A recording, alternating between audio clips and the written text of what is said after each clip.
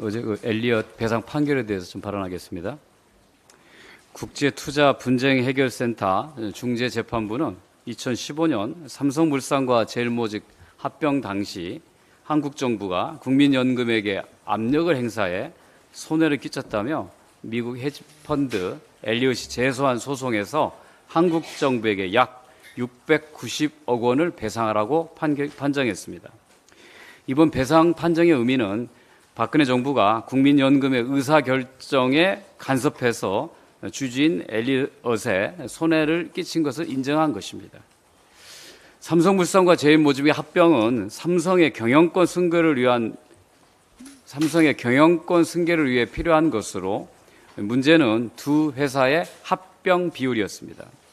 삼성물산의 가치를 상대적으로 낮게, 제일모직의 가치는 상대적으로 부풀림으로써 이재용 측에 유리하게 국민연금에게 불리하게 만든 것이 바로 국정농단 사태의 핵심이었습니다.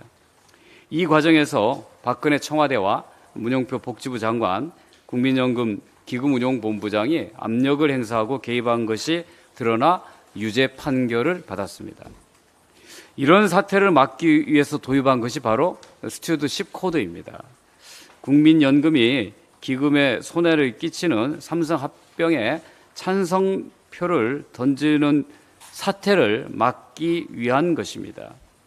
노자금을 믿고 맡긴 국민의 입장에서 수탁자인 국민연금의 의결권 행사 지침을 제시한 것이기도 합니다.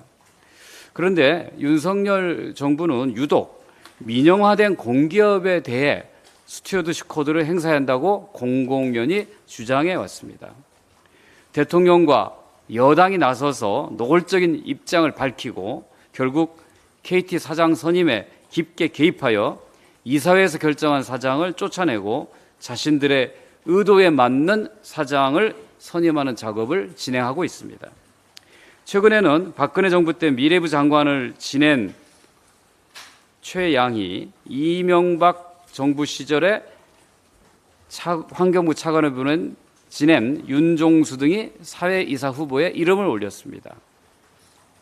또한 국민연금에 투자한 기업의 주주권을 행사하는 수탁자 책임 전문위원회 상근위원으로 윤석열 정부가 임명한 검사 출신의 한석훈은 박근혜 탄핵의 정당성을 부정하는 입장을 가진 인물로 알려져 있습니다.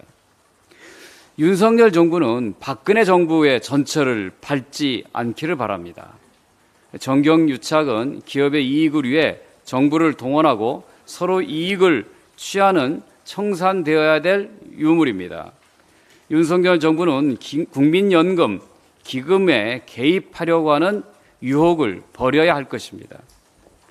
정부가 엘리엇에 물어줘야 될 금액은 690억, 이자까지 포함하면 1,300억에 달한다고 합니다. 이 돈을 국민의 세금으로 지불한다는 것은 납득할 수가 없습니다. 왜 이득을 본 자는 항상 빠져나가고 손해는 항상 국민의 몫이어야 합니까? 피해를 끼친 자들에게 구상권을 청구하는 것은 당연합니다. 그런데 1조 원대 소송에서 93%를 이겼다는 법무부의 태도는 도저히 이해할 수가 없습니다.